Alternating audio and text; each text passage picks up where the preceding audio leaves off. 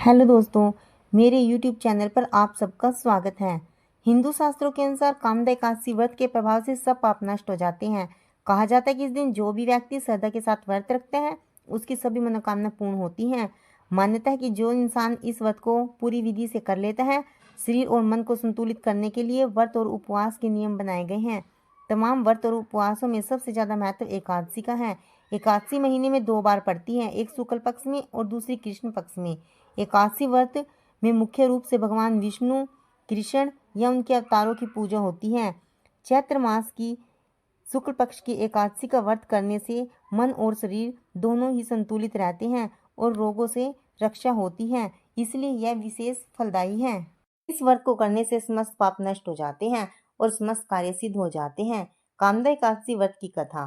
प्राचीन काल में नागलोक में राजा पुंडरीक राज करता था। उस विलासी की सभा में अप्सराएं, किन्नर, गंधर्व नृत्य किया करते थे। एक बार ललित नामक गंधर्व जब उसकी राज्यसभा में नृत्य गान कर रहा था, सहसा उसे अपनी पत्नी की याद आ गई, जिसके कारण उसके नृत्य लयवादिता में अरोचकता आ गई।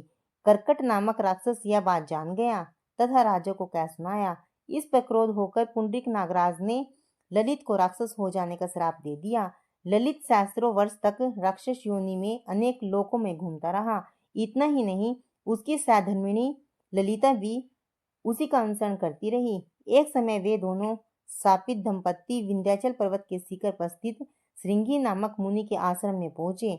उनकी करुणाजनक स्थिति को देखकर मुनि को दया आ गई और उन्होंने चैत्र शुक्ल पक्ष की एकादशी का व्रत करने के लिए कहा।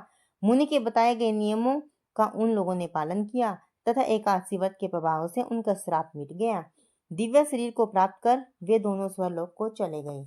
आशा करती हूँ दोस्तों आपको मेरी यह वीडियो पसंद आई होगी। अगर आपको मेरी यह वीडियो पसंद आई हो तो प्लीज़ मेरे चैनल को लाइक करें, ज़्यादा से ज़्यादा शेयर करें और अगर आप मेरे चैनल पर नहीं हैं तो प्लीज़ मेरे चैनल को सब्सक्राइब करें। धन्यवाद।